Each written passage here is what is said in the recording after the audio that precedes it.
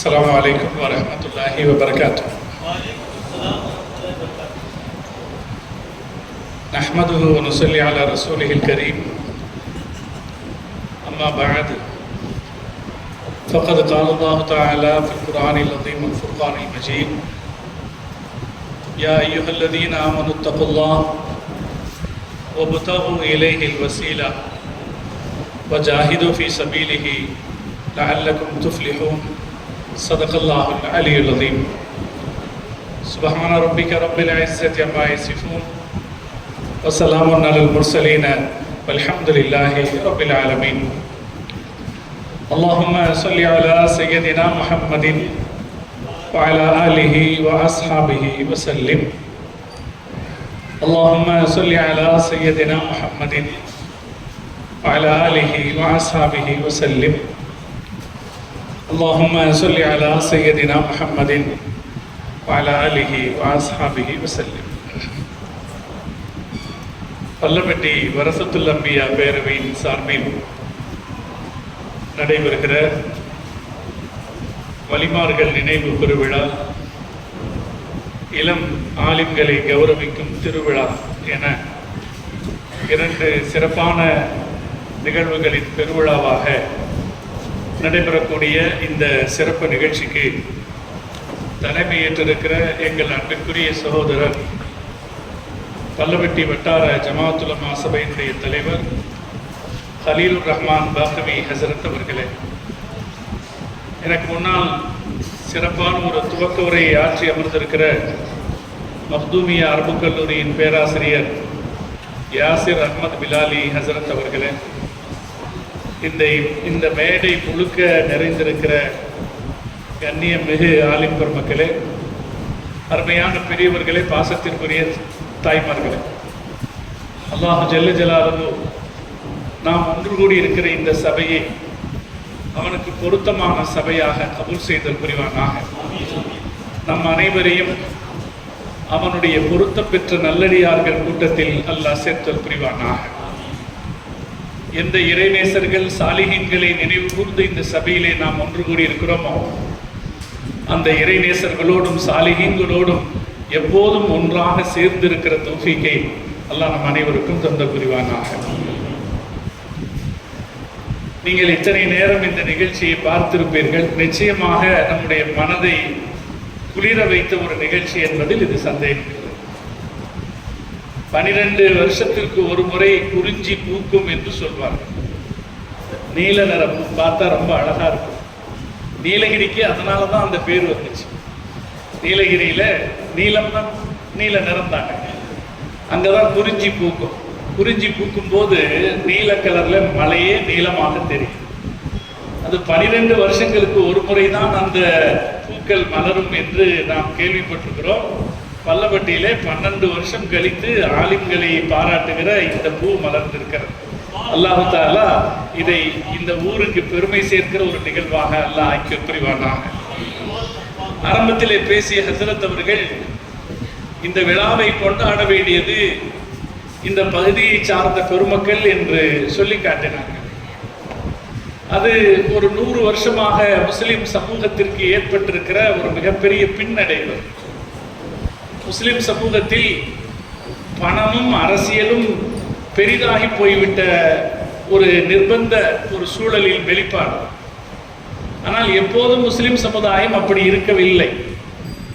முஸ்லிம் சமுதாயம் கல்வியை மேம்படுத்துகிற ஒரு சமுதாயமாகத்தான் எல்லா காலத்திலும் இருந்தது. ஒரு ஊருக்கு என்ன தெரியணும்னா அந்த ஊருடைய பெருமை என்னன்னு தெரியணும். கிரேக்க நாட்டினுடைய பெருமை அங்கே வாழ்ந்த பணக்காரர்கள் அல்ல, அங்கிருந்த கல்வியாளர் சாக்ரட்டிஸும் பிளாட்டோவும் தான். நூற்றாண்டுகள் அல்ல, 1000 ஆண்டுகளை கடந்தும் அந்த ஊரை நினைவுபடுத்தி கொண்டிருப்பவர்கள் அந்த ஊரில் இருக்கிற அறிஞர்கள் தான். ஆங்கிலேயர்கள் சொல்லுவார்கள், நாங்கள் பிரிட்டிஷ் சாம்ராஜ்யத்தை வேண்டுமானால் விட்டு தருவோம், ஆனால் ஷேக்ஸ்பியரை விட்டு தர மாட்டோம் என்று சொல்வார். இது விவரம் புரிந்தவர்கள் சொல்லுகிற பேச்சு. துருமுல் அப்படின்றது ஒரு கிராமம். உஸ்பெகிஸ்தானுடைய கடைக்கோடியில் இருக்கிற ஒரு கிராமம். அந்த கிராமத்திலிருந்து வந்த 2 அறிஞர்கள் அந்த கிராமத்தை கியாமத் நாள் வரைக்கும் வாழ வைத்துக் கொண்டிருப்பார். அபூ ஈஸா துர்முதி ரஹ்மத்துல்லாஹி அலைஹி அவர்களும் ஹக்கீமு துர்முதி ரஹ்மத்துல்லாஹி அலைஹி வரலாற்றை ஆச்சரியப்படுத்துகிற செய்தி. புகாரா நகரத்தை அங்கு வாழ்ந்த பிரமுகர்கள் பெருமைப்படுத்தவில்லை, அங்கு வாழ்ந்த பணக்காரர்கள் பெருமைப்படுத்தவில்லை. இன்று வரை புகாரா நகரத்தை பெருமைப்படுத்திக் கொண்டிருக்கிறது இமாம் முஹம்மது பின் இஸ்மாயில் புகாரி ரஹ்மத்துல்லாஹி அலைஹி அவர்கள் தான். இது ஒரு நகரத்திற்கு தெரிய வேண்டும். ஒரு நகரத்தினுடைய யதார்த்தமான பெருமை அந்த நகரத்தில் இருக்கிற பணக்காரர்கள் கிடையவே கிடையாது. ஆனால் அவர்களால் அந்த நகரத்திற்கு நன்மை இருக்கிறது, சந்தேகமில்லை. பணக்காரர்கள் எல்லாம் மரியாதை அற்றவர்கள் என்பது அதன் கருத்தல்ல. செல்வந்தர்கள் தான் இந்த தீனின் எல்லா வளர்ச்சிக்கும் துணை நின்றவர்கள், அதிலும் சந்தேகம் இல்லை. ஆனால் ஒரு நகரத்தின் பெருமை என்பது அதன் செல்வந்தர்கள் அல்ல. அதே போல ஒரு நகரத்தின் பெருமை என்பது அதன் ஆட்சியாளர்களும் அல்ல. நீங்கள் ஹாரூன் ரஷீத் நினைத்திருக்கிறாரா? இமாம் கஸ்ஸாலி நினைத்திருக்கிறார். எந்த பகதாதில் ஹாரூன் ரஷீத் அதிகாரம் செலுத்தினாரோ 1,50,00,000 கிலோமீட்டர்கள், நான் சொல்ல சொல்ல எங்கேயும் சொல்றது சமுதாயத்துக்கு அந்த உணர்வு வரட்டும்னு. 1-2 அல்ல, 1,50,00,000 கிலோமீட்டர்கள் அரசாட்சி செய்த ஹாரூன் ரஷீத் அவர் வரலாற்றில் நிலைத்திருக்கிறாரா, பின்பற்றப்படுகிறாரா? இமாம் கஸ்ஸாலி போற்றப்படுகிறார். வஹீதீன் அப்துல் காதிர் ஜீலானி கத்தஸல்லாஹு சிர்ரஹுல் அஸீஸ் போற்றப்படுகிறார். அப்துல்லாஹ் இப்னு முபாரக் ரஹ்மத்துல்லாஹி அவர்கள் போற்றப்படுகிறார். ஹாரூன் ரஷீத் அவருடைய வீட்டில் தூங்கிட்டு இருந்தார். ஒரு சத்தம் கேட்டது, பெருசா ஒரு சத்தம் கேட்டது, யர்ஹமுக்கல்லாஹ் என்று சொல்லுகிற ஒரு சத்தம். அந்த சத்தத்துல ஹாரூன் ரஷீது முடிச்சிட்டார். அரசரை யாராவது விழிக்க வைப்பார்களா? அது அவருக்கு கோபம் வந்துருச்சு, யார் சத்தம் போட்டது? அப்ப உங்க மனைவி சொன்னாங்களா, உங்களால ஒன்றும் செய்ய முடியாது. இது அப்துல்லாஹ் இப்னு முபாரக் உரையாற்றிக் கொண்டிருக்கிற போது அவருக்கு ஒரு தும்மல் வந்து விட்டது.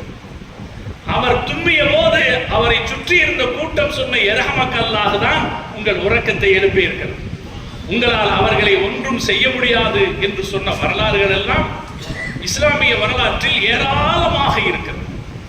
இஸ்லாமிய வரலாற்றில் மட்டுமல்ல சகோதரர்களே, உலக வரலாற்றிலும் இருக்கிற யதார்த்தம். அறிவாளிகள் தான் ஒரு சமூகத்தின் பெருமை. முஹம்மது ரசூலுல்லாஹி ஸல்லல்லாஹு அலைஹி வஸல்லம் அவர்கள் அதை பல வகையிலும் நமக்கு சொல்லி இருக்கிறார்கள். அந்த அறிவாளிகளை பாராட்ட பழகுங்கள். ஸல்லல்லாஹு அலைஹி வஸல்லம் அவர்கள் சொன்ன ஒரு ஹதீஸ், அபூ சயீத் அல்-குத்ரி ரலியல்லாஹு தஆலா அன்ஹு அவர்கள் சொல்கிறார்கள், மன் நதர இலா வஜ்ஹி ஆலிமின் நதரத்தன், நீங்கள் ஒரு ஆலிமை பார்க்கிறீர்கள், ஒரு பார்வை, நல்ல ஒரு பார்வை பார்க்கிறீங்க. அதனால தான் சொல்றது, ஜும்மா பயானுக்கு போகும்போது எங்கேயாவது ஒரு மூலையில போய் உட்காராதீங்கன்னு. பயானுகளுக்கு போகும்போது எங்கேயாவது ஒரு மூலையில ஓரமா உட்கார்ந்து ஸ்பீக்கருக்கு பக்கத்துல நின்று கேட்டு போகாதீங்க. யார் பேசுறாரோ அவர் முகத்தை பாருங்க. முஹம்மது ரசூலுல்லாஹி ஸல்லல்லாஹு அலைஹி வஸல்லம் அவர்கள் சொன்னார்கள், மன் நதர இலா வஜ்ஹி ஆலிமின் நதரத்தன், ஒருவர் ஒரு ஆலிமுடைய முகத்தை பார்த்து ஃபஃபரிஹ பிஹா, அதில் அவர் மகிழ்ச்சி அடைந்தார் என்றால், خلقல்லாஹு தபாரக வ தஆலா மின் தில்கன் நதரதி வல் ஃபரஹி மலக்கன் யஸ்தக்ஃபிருல்லாஹ் லிசாஹிபி இலா யௌமில் கியாமா. அப்படி பார்க்கிறவருக்காக அல்லாஹ் ஒரு மலக்கை நியமிக்கிறார். அந்த மலக்கு அந்த மனிதருக்காக பாவ மன்னிப்பு கேட்டுக்கொண்டே இருக்கிறார் கியாமத் நாள் வரைக்கும். ஒரு ஆலிமை பார்க்கிறீங்க, அந்த முகத்தை பார்த்ததுல ஒரு மகிழ்ச்சி அடைகிறீங்க. அந்த மகிழ்ச்சிக்கு எது நோக்கமாக இருக்கும்? ஆலிமை பார்த்து மகிழ்ச்சி அடைகிற போது அந்த மகிழ்ச்சிக்கு அழகு நோக்கமாக இருக்காது, அழகு நோக்கமாக இருக்காது. பல ஆலிம்கள் கருத்த நிறத்தில் இருப்பவர்களாக இருப்பார், தாடி வைத்திருப்பார், அழகு நோக்கமாக இருக்காது. அதில் அவரிடத்தில் இருக்கிற பணமோ பகட்டோ நோக்கமாக இருக்காது. ஒரு ஆலிமை பார்க்கிற போது நமக்கு மகிழ்ச்சி ஏற்படுகிறது என்றால் அதற்கு காரணம் அல்லாஹும் அவனுடைய ரசூலுமாகத்தான் இருப்பார். அப்படி பார்த்து ஒரு மகிழ்ச்சி மனசுக்குள்ள வரும்னா அவருக்காக அல்லாஹ் ஒரு மலக்கை நியமிக்கிறான் என்று சொல்லிக் கொடுத்த தலைவர் நம்முடைய தலைவர். அந்த தலைவருடைய உம்மத்து நாம ஆலிம்களை கண்டு மகிழ்ச்சி அடையாவிட்டால் நம்மை என்னன்னு சொல்றோம்.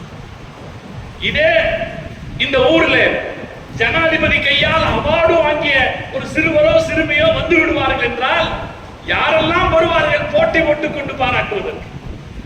ஒரு ஜனாதிபதியிடமிருந்து கிடைக்கிற அவார்டுக்கு எவ்வளவு மரியாதை. ஜனாதிபதி கிடைக்கட்டுங்க, ஒரு கலெக்டர் கொடுத்துட்டா போதும், ஒரு முதலமைச்சர் ஒரு அவார்டு கொடுத்துட்டா போதும்.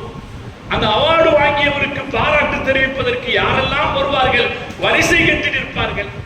நாம் அதை குறை சொல்லல, ஆனால் அப்படி நடக்கிற நாம இந்த ஆலிம்களின் மரியாதையை உணராமல் இருப்பது சரியாகுமா என்று சிந்திக்க வேண்டிய பொறுப்பு நமக்கு இருக்கிறது.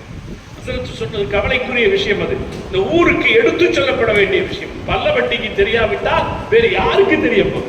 பல்லவட்டி நகரம் 12 வருஷத்திலே 115 ஆலிம்களை உருவாக்கி இருக்கு. வருஷத்துக்கு சராசரியாக 10 ஆலிம்களை உருவாக்கி இருக்கு. இந்த ஆலிம்கள் ஒவ்வொரு ஊரிலும் ஒவ்வொரு மிம்பரிலும் காலல்லா கால ரசூலுல்லாஹ் என்று சொல்கிற போது அதன் பெருமை எவ்வளவு என்பதை நாம் உணராவிட்டால் வேறு யார் உணர்வார்? சமூகத்திற்கு சொல்லப்பட வேண்டும், கொண்டாடப்பட வேண்டிய ஆலிம்களை குறைஞ்சபட்சம் ஒரு வாழ்த்தாவது தெரிவித்து கொண்டாடினால் என்ன நாம் குறைந்து போய்விடும். இந்த சபை எனக்கு ரொம்ப மகிழ்ச்சியை தர சபை. பயமா கூட இருக்கு. ஒரு மதரசால இருக்கிற மாணவர்கள்ட்ட பேசுறதே கஷ்டம். இத்தனை மதரசாக்களுடைய மாணவர்கள் எந்த பட்டப்படிப்பு இல்லாமலே இவ்வளவு சிறப்பான ஒரு காட்சியை பார்க்க முடியாது இல்லையா? நிறைய மாணவர்கள் இருப்பார்கள். பல பாக்கவி பட்டம், பம்பை பட்டம், மிஸ்பாஹி பட்டம், அதுபோல மக்தூமி பட்டம்னு பல பட்டம் பெற்ற மாணவர்களை ஒரே இடத்தில் பார்ப்பது என்பது உள்ளபடியே மகிழ்ச்சிக்குரிய ஒரு விஷயம், பாக்கியமான ஒரு விஷயம். அல்லாஹ் நமக்கு பரக்கத் செய்வானா. சகோதரர்களே, நம்ம மார்க்க நமக்கு சொல்லுது, நீங்க இவங்களை கண்ணியப்படுத்துங்க, நீங்க சொர்க்கத்துக்கு போவீங்கன்னு சொல்லு. நபி ஸல்லல்லாஹு அலைஹி வஸல்லம் அவர்கள் சொன்ன ஒரு ஹதீஸ் திருமதியிலே இருக்கிறது. ஹாஃபிதுல் குர்ஆனி யஷ்ஃபு லி அஷரின் மின் அஹ்லிஹி. குர்ஆனை மனனம் செய்த ஹாஃபில் அவருடைய குடும்பத்தாரில் 10 பேருக்காக நாளை மறுமையை பரிந்துரைப்பார் என்று ஸல்லல்லாஹு அலைஹி வஸல்லம் அவர்கள் சொன்னார். ஹதீஸிலே இந்த ஹதீஸுக்கு விரிவுரை எழுதுகிற ஆலிம்கள் சொல்வார்கள், அந்த 10 பேரும் பெரிய சீதேவிகள் அல்ல. சீதேவிகளுக்காக அவர் பரிந்து பேச வேண்டிய அவசியம் இல்லை. அவருடைய குடும்பத்தில் யார் பாவிகள் இருக்கிறார்களோ அந்த பாவிகளில் 10 பேருக்காக அவர் பரிந்து பேசுவார் என்ற அர்த்தம். இந்த ஹதீஸை விவரிக்கிற போது அறிஞர்கள் இன்னொன்று சொல்வார்கள், அவருடைய குடும்பத்தில் என்றால் யாருக்கு? அவருடைய குடும்பத்தில் என்றால் யாருக்கு? குடும்பத்தில் 2 பேர் இருப்பாங்க. ஒரு சாரார் அவர் படிக்க தொடங்குகிற போதே அவரை தூற்றி இருப்பார், அவரை அவநம்பிக்கைப்படுத்தி இருப்பாங்க. உனக்கு வேற வேலை இல்லையா, இதுக்கு தான் நீ போகணுமா, இதுல போய் நீ என்ன சம்பாதிக்க போற என்று அவநம்பிக்கைப்படுத்தி இருப்பார்கள் ஒரு சாரார். இன்னொரு சாரார், நல்ல வேலை, இந்த துறையை தேர்ந்தெடுத்தீங்களா, இது சிறப்பான துறை என்று அவரை வாழ்த்தி இருப்பார்கள். இந்த 10 பேர் யாராக இருப்பாங்கன்னா, இந்த 2 பிரிவினரில் யார் ஆலிமை வாழ்த்தினாரோ அந்த வாழ்த்தியவர்கள் 10 பேர் சொர்க்கம் போவார்கள் என்பது இதன் கருத்து என்று ஹதீஸ்களை அறிஞர்கள் சொல்வார். அப்ப இங்க பாராட்டு நடத்திய வரதத்துல் அம்பியாவுக்கு நிச்சயம் ஒரு இடம் இருக்கிறது. காரணம், அவங்க இந்த ஆலிம்களை பாராட்டி இருக்கிறார். இந்த சபைக்கு வந்திருக்கிறோமே, நமக்கும் அப்படி ஒரு இடம் இருக்கிறது. இந்த ஆலிம்களை நான் மனசால சந்தோஷப்பட்ட இவ்வளவு இளம் ஆலிம்களை பார்க்கும்போது, ஒண்ணு நம்ம வயசு கொஞ்சம் குறையும் இல்லையா, அவங்களை எல்லாம் பார்க்கும்போது நம்ம வயசு கொஞ்சம் குறைஞ்ச மாதிரி இருக்கும். இன்னொன்னு, இயல்புல இவ்வளவு ஆலிம்களை பார்ப்பது என்பது, அதுவும் புதிதாக பட்டம் பெற்ற ஆலிம்களை பார்ப்பது என்பது உள்ளார்த்தமாக மகிழ்ச்சி அளிக்கக்கூடிய செய்தி.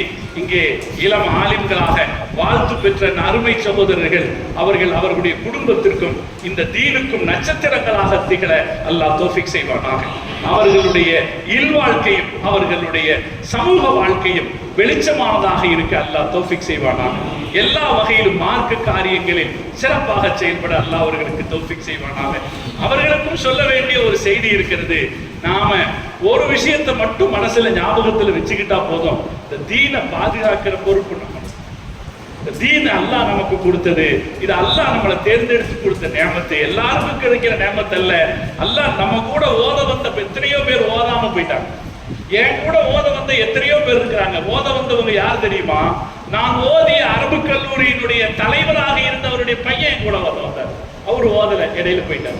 அதே போல எங்க பகுதியில் இருந்த பெரிய இமாமுடைய மகன் எங்க கூட ஓத வந்தாரு. அவர் ஓத முடியல, அவர் போயிட்டாரு. சராசரியாக ஒரு குடும்பத்தில் இருந்து வந்து ஓதி பாக்கியாத்தில் பட்டம் பெறுகிற ஒரு வாய்ப்பு கிடைச்சதுங்கிற போது நான் எப்போதும் நினைப்பது, அல்லாஹ் இதை நமக்காக தேர்ந்தெடுத்து கொடுத்திருக்கிற ஒரு வாய்ப்பு. இந்த வாய்ப்பு எல்லா வகையிலும் நம்மை உயர வைத்திருக்கிறதே தவிர ஒருபோதும் தாழ வைத்ததில்லை.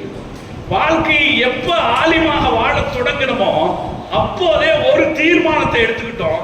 யார்கிட்டையும் கைகட்டி நிற்கிற ஒரு நிர்பந்தத்தை அல்லாஹ் நமக்கு ஏற்படுத்த கூடாது, நாமும் நின்று விடக்கூடாது. யாரிடத்திலும் எதற்காகவும் கைகட்டி எதிர்பார்த்து நிற்கிற ஒரு சூழ்நிலை நமக்கு வந்துவிடக்கூடாது. ஒரு தீர்மானத்தை எடுத்த அனுபவத்தை நான் கடந்த 40 ஆண்டுகளில் அனுபவித்து வருகிறேன் சகோதரர்களே. எங்கு போனாலும் மதிப்பு கிடைக்கும், எங்கு போனாலும் மதிப்பு கிடைத்திருக்கிறது. நம்மை வரவேற்பவர்கள் நாம் வருவதற்கு முன்னாலே அந்த இடத்தில் காத்திருந்ததுதான் நம்முடைய வரலாறு. யாராவது நம்மை வரவேற்க இருக்க மாட்டாங்களா அப்படின்னு எதிர்பார்க்கிறதல்ல, நாம் போறதுக்கு முன்னாடி வரவேற்பதற்கான ஆட்கள் காத்திருந்தார்கள் என்பதுதான் வரலாறு.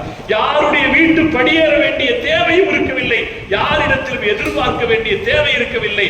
அல்லாஹ் நம் குடும்பத்தில் நம்மை உயர்வானவர்களாக வைத்திருக்கிறார், சமூகத்தில் எல்லாம் நம்மை உயர்வானவர்களாக வைத்திருக்கிறார். இதுக்கெல்லாம் காரணம் நம்ம ஓதி வருகிற போது ஒரு நியத்து வச்சு தீனை பாதுகாக்கிறது நம்முடைய பொருள். அப்படி பாதுகாக்கிற பணியிலே சில சிரமங்கள் ஏற்படலாம், சிரமங்களே இருக்காது என்று சொல்வதற்கு இல்லை. பாதுகாக்கிற பணியிலே சில சிரமங்கள் ஏற்படலாம். அந்த சிரமங்களை கடந்து வருகிற போது அல்லாஹ் நம்முடைய மதிப்பையும் மரியாதையும் உன்னதமாக ஆக்கிடுவான். பாருங்க, நம்முடைய இமாம்கள்ல எல்லாருக்குமே கஷ்டம் ஏற்பட்டு, இமாம்களுடைய தர்ஜுமாக்களை பார்த்தா ஒரு வித்தியாசமான தர்ஜுமாவா இருக்கும். அந்த வாழ்க்கை சுருக்கம் எல்லா இமாம்களுடைய வாழ்க்கை வரலாற்றிலையும் மிஹ்னத் அப்படின்னு ஒரு வார்த்தை இருக்கு. இது வேற எந்த யாருடைய இதுலயும் மிஹ்னத்னா என்ன அர்த்தம்? சோதனை இல்லையா? வேற யாருடைய வாழ்க்கை வரலாற்றிலும் என்ன இருக்காது? மிஹ்னத்னு இருக்காது. நம்ம 4 இமாம்களுடைய வாழ்க்கை வரலாற்றிலையும் மிஹ்னத்னு ஒன்று இருக்கு. இமாம் அபூ ஹனீஃபா ரஹ்மத்துல்லாஹி அலைஹி ஜெயிலுக்கு அனுப்பப்பட்டார். என்ன மனுஷர் அவர்! நான் சொல்றது உலகத்துல செல்வாக்குன்னா என்னங்க? உலகத்துல செல்வாக்குன்னா என்னங்க? காசு பணத்தோட வாழ்றதாங்க செல்வாக்கு, அரசு அதிகாரத்தோட வாழ்றதாங்க செல்வாக்கு, அவருடைய பெயரை சொல்லிக் கொண்டு தலைமுறைகள் வாழ்வதுதானே செல்வாக்கு. இமாம் அபூ ஹனீஃபா ரஹ்மத்துல்லாஹி அலைஹி அவர்களுடைய செல்வாக்கு எத்தகையது! பல கோடிக்கணக்கான பள்ளிவாசல்கள் வந்து கொண்டே இருக்கிறது. ஹனஃபி என்கிற வழிமுறையை சார்ந்து வந்து நிற்கிறது. அப்ப அது இமாம் அபூ ஹனீஃபா அவருக்கு எவ்வளவு பெரிய செல்வாக்கு! அதே போல இமாம் ஷாஃபி நமக்கு உலகத்துல செல்வாக்குன்னு சொன்னாலே எனக்கு ஞாபகத்துக்கு வர்றது இவங்கதான் செல்வாக்குடையவர். அவங்க சொல்லுக்கு அவ்வளவு மதிப்பு இருக்கு. அவங்களுக்கு தெரியாது நமக்கு இவ்வளவு செல்வாக்கு இருக்கு, அவ்வளவு செல்வாக்கு. அவங்களுக்கு ஜெயில் வாழ்க்கை கிடைச்சு நமக்கு தெரியும். இமாம் ஷாஃபி ரஹ்மத்துல்லாஹி அலைஹி அவர்கள் சிரமத்திற்கு ஆளானார். இமாம் அஹ்மது பின் ஹம்பல் ரஹ்மத்துல்லாஹி அலைஹி அவர்கள் அனுபவித்த சிரமத்தை பற்றி சொல்ல வேண்டியதே இல்லை. நான் கடைசியா நினைச்சுக்கிட்டு இருந்தது, ரொம்ப நாளா இமாம் மாலிக் மட்டும் தப்பிச்சாருங்கன்னு நினைச்சுக்கிட்டு இருந்தேன்.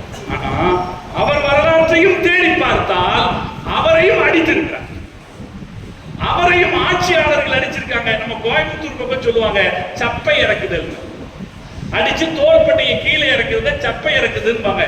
இமாம் மாலிக் ரஹ்மத்துல்லாஹி அலைஹி அடிச்சு அவங்க தோள்பட்டையை கீழே இறக்குது. காரணம் வேற ஒன்றும் இல்லை, அவர்கிட்ட சட்டம் கேட்ட வந்த போது அப்ப இருந்த சூழ்நிலையை யோசிக்கல அவங்க. அப்ப இருந்த சூழ்நிலை உமையா அரசர்களுடைய ஆட்சி காலம். உமையா அரசர்கள் எல்லா தரப்பு மக்களிடத்திலேயும் தலைவர்களிடத்திலேயும் நிர்பந்தமாக பையத்து வாங்கி இருந்தார். எல்லார்ட்டையும் சொல்லி பையத்து வாங்கியிருந்தாங்க. எல்லாரும் ஆட்சியை ஒத்துக்கொண்டதாக பையத் செய்து கொடுத்திருந்தாங்க. இந்த நேரத்துல ஒருத்தர் வந்து ஒரு சட்டம் கேட்டாரு, தலாக்குல் முக்ரஹ் செல்லுமா? அவர் கேட்டது பையத்துல் முக்ரஹ் அல்ல, அவர் கேட்டது ஒரு நிர்பந்தப்படுத்தப்பட்ட ஒரு ஆள் ஒருத்த கத்தியை காட்டி உன் பொண்டாட்டியை தலாக் கொடுங்கிறான். ஒரு ஆள் வந்து ஒரு கத்தியை காட்டி பொண்டாட்டி தலாக் கொடு இல்லாட்டி குத்திடுவேங்கிறான்.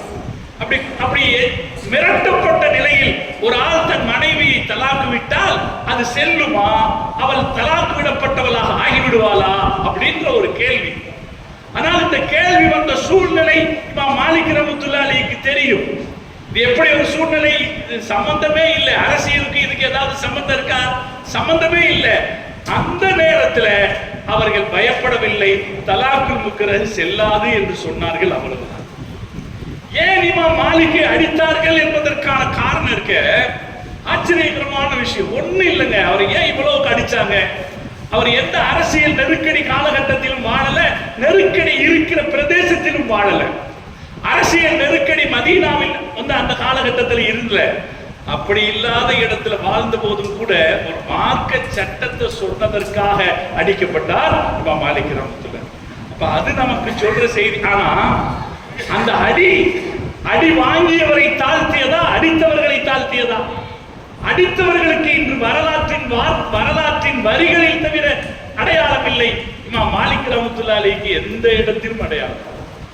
காபாவை பார்க்கும் போதெல்லாம் நான் இமாம் மாலிக் ரஹ்மத்துல்லாஹி அலைஹி துஆ செய்வேன், அல்லாஹ் அவங்களுக்கு கூலி கொடுக்கும். காபாவை பார்க்கும் போதெல்லாம். ஏன்னா காபாவை இடித்து அரசர்கள் தங்கள் இஷ்டத்திற்கு கட்டிவிட முடியாதபடி அதை ஒரே நிலையாக வச்சிருப்பதில் இமாம் மாலிக் ரஹ்மத்துல்லாஹி அலைஹி ஒரு பங்கு இருக்கு. அவங்களை காபாவை பார்க்கும் போதெல்லாம் நான் இமாம் மாலிக் ரஹ்மத்துல்லாஹி அலைஹி சொல்றதுண்டு, அல்லாஹ் அவருக்கு நல்ல கூலி கொடுக்கணும், சிறப்பான கூலி கொடுக்கணும். அப்ப நாம என்ன யோசிக்கிறோம்? அறிஞர்கள் மார்க்கத்துக்காக நம்ம சேவை, ஒரு சின்ன மனசுல ஒரு நீயத்தை ஒரு பக்கம் வச்சுக்குங்க. எல்லா இடத்துலயும் அல்லாஹ் தௌஃபீக் செய்யும். தீனை பாதுகாக்கிறது நம்ம பொறுப்பு. நம்ம பயணி செஞ்சுக்கிட்டே போலாம். எங்கேயாவது ஒரு பிரச்சனை வரும். எங்கேயாவது ஒரு பிரச்சனை வரும்போது இந்த இடத்துல சகிச்சுக்கிட்டு போயிடும், அல்லது கண்டும் காணாமல் போய்விடுவது, பிரச்சனைகளை விட்டு ஒதுங்கி போய் விடுகிற மனப்போங்கு இருக்கிறதே, அதில் நாம் இருக்கக்கூடாது. நாம் தீனை எடுத்து சொல்ல வேண்டிய பொறுப்புடையவர்கள். அதை எடுத்து சொல்லுவோம் என்று எடுத்து சொன்னால் அல்லாஹ் குர்ஆனிலே ஃபிரௌனுடைய சபையில் நியாயத்தை பேசியவரை பற்றி அல்லாஹ் சொல்கிறான். அல்லாஹ் பாதுகாப்பான். நிச்சயம் அல்லாஹ் நம்மை பாதுகாப்பான். நிச்சயம் அல்லாஹ் நம்மை பாதுகாப்பான். எந்த நஷ்டமும் நமக்கு வந்து சேராது. எந்த நஷ்டமும் நமக்கு வந்து சேராது. நம்மை பின்பற்றி வருகிற ஒரு சமுதாயம் எப்போதும் காத்திருக்கும். எப்ப நாம இந்த சிந்தனையில் இருந்தால் காத்திருக்கும். அல்லாஹ் தௌஃபீக் செய்வானா. இங்கே தாய்மார்கள் வந்திருக்கிறார்கள். அவர்களும் கவனத்தில் கொள்ள வேண்டியது, ஆலிம்களாக நாம ஆலிம்களை உருவாக்கும். நம்முடைய பிள்ளைகளை ஆலிம்களோடு நெருக்கமாக்கும். நம்முடைய குழந்தைகளை, நான் சிலரை பார்த்திருக்கிறேன், எந்த ஊருக்கு போனாலும் அந்த ஊர்ல இருக்கிற இமாம் கூட கொண்டு போய் பிள்ளைகளை சேர்த்து விட்டுருவாங்க. இந்த சேர்ப்பு சாதாரண சேர்க்கை அல்ல. இந்த சேர்க்கை நம்முடைய குடும்பத்தை பரக்கத்தானதாக ஆக்குகிற சேர்க்கை. அதனால நம்முடைய பிள்ளைகளை எங்கெங்க இருக்கிறோமோ அந்தந்த பள்ளிவாசல்கள்ல இருக்கிற இமாம்களோட நெருக்கமாக்கி வைக்கணும், அவங்களோட சேர்த்து வைக்கணும். எந்த காரியத்திற்கும் அவர்களோடு போய் அவர்களிடத்திலே கருத்துக்களை பரிமாறிக்கொள்கிற ஒரு பக்குவத்தை நாம ஏற்படுத்தணும். அது வாழ்க்கையில சிறந்ததாக இருக்கும். வெளிநாடு போகிற என்னுடைய நண்பர்களில் பிள்ளைகளில் யாரெல்லாம் வெளிநாடு போகிறார்களோ அவர்கள் எல்லோருக்கும் சொல்றது, அமெரிக்காவானாலும் சரி, லண்டன் ஆனாலும் சரி, நான் சொல்றது, நீ போ, ஏழைக்கு எங்க வேணாலும் போ, ஜும்மாவுக்கு போகும்போது அந்த இமாமை போய் முசாஃபஹா செய்துட்டு போ, உன் வாழ்க்கை பாதுகாப்பாக இருக்கும்னு சொல்லுங்க. அது காரணம் நம்முடைய முன்னோர்கள் கற்றுக் கொடுத்தது. நீங்கள் ஆளுங்களோடு நெருக்கமாக இருக்கிற வரைக்கும் தவறான வழியில் போவதற்கான வாய்ப்புகள் இருக்காது. நல்ல வழியில் சிந்திக்கவும் செயல்படுவதற்கான வாழ்க்கை இருக்கும். அல்லாஹ் தௌஃபீக் செய்தல் புரிவானாக. நாம ஆலிம்களை கண்ணியப்படுத்தவும், ஆலிம்களை பாராட்டவும், ஆலிம்களை சந்தோஷமாக பார்த்து வாழுவதான ஒரு தௌஃபீக்கை அல்லாஹ் நம் அனைவருக்கும் தந்தல் புரிவானாக. அந்த பக்குவத்தை நம் நகர மக்களுக்கும் அல்லாஹ் தந்தல் புரிவானாக. பல்லவெட்டி என்பது உலமாக்களால் சிறப்படைந்த பெரிய நகரம், வலிமார்களால் சிறப்படைந்த பெரிய நகரம். இந்த நகரத்தின் சிறப்பு மேலும் மேலும் இந்த நிகழ்ச்சியின் மூலம் இந்த நகரத்தின் பெருமை அதிகரிக்கும். இவ்வளவு ஆலிம்கள் இருக்கிறார்கள். அல்லாஹ் தஆலா மாஷா அல்லாஹ் இன்னும் பல 100 ஆலிம்கள் இங்கிருந்து வருவதற்கு, தமிழகம் முழுக்க இந்த மார்க்கத்தின் ஜோதியை அவர்கள் எடுத்துக்கொண்டு போய் சேர்ப்பதற்கு அல்லாஹ் தௌஃபீக் செய்வானாக என்று நான் துஆ செய்து இருக்கிறேன்.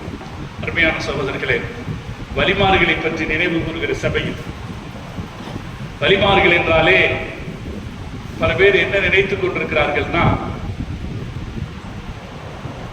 அவர்கள் இந்த தீனில் தேவையற்றவர்கள், வேண்டாதவர்கள், அவசியமற்றவர்கள் என்று சில பேர் நினைத்திருப்பார்கள்.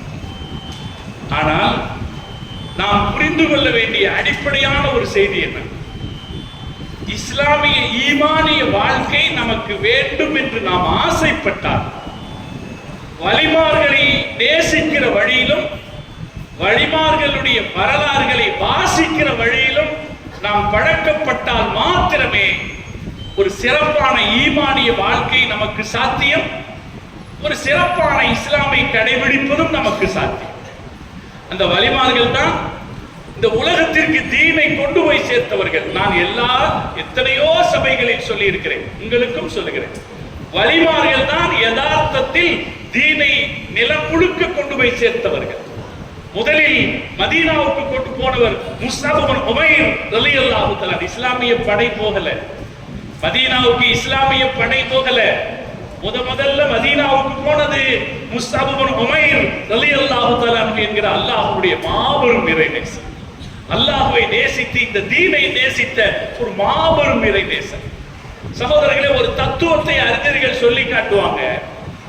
எங்கே எல்லாம் அரசர்கள் மூலமாக இஸ்லாம் போச்சோ அங்கே எல்லாம் இஸ்லாத்துக்கு சோதனை ஏற்பட்டு, எங்கே எல்லாம் வலிமார்கள் மூலமாக இஸ்லாம் போச்சோ அங்கெல்லாம் இஸ்லாம் பாதுகாப்பாக செழிப்பாக இருக்கிறது. ஆய்வு செய்யப்பட வேண்டிய ஒரு கருத்து இது, நிரூபிக்கப்பட்ட ஒரு கருத்து. எங்கெல்லாம் வலிமார்கள் போல, நான் ஒரு சின்ன உதாரணம் சொல்லுவேன். இன்னைக்கு நம்ம நாட்டில் பிரச்சனைகளும் நாகரிக சிக்கல்களும் நாடு முழுக்க விரவி இருக்கிற சூழலில் நம் நாட்டின் ஒரு அங்கமாக இருக்கிற லட்சத்தீவுகள் அமைதியாக இருக்கிறது. லட்சத்தீவுகளை பத்தி படிச்சு பாருங்க. லட்சத்தீவுகள் அமைதியாக இருக்கிறது. லட்சத்தீவுகள்ல கடந்த 25 வருஷத்துல ஒரே ஒரு கொலை நடந்தது. ஒரே ஒரு கொலை. கற்பழிப்பு வழக்குகள் இல்லை, திருட்டு வழக்குகள் இல்லை. லட்சத்தீவினுடைய நாடாளுமன்ற உறுப்பினர் சொல்கிறார், லட்சத்தீவில் நாய்களும் இல்லை, திருட்டும் இல்லை. லட்சத்தீவில் நாய்களும் இல்லை, திருட்டும் இல்லை. அதனால் எந்த கடற்கரையில் வேண்டுமானாலும் நீங்கள் ராத்திரி நேரத்தில் நிம்மதியாக இருக்கலாம் என்று சொல்லி சுற்றுலா பயணிகளை அவர் ஈர்க்கிறார்.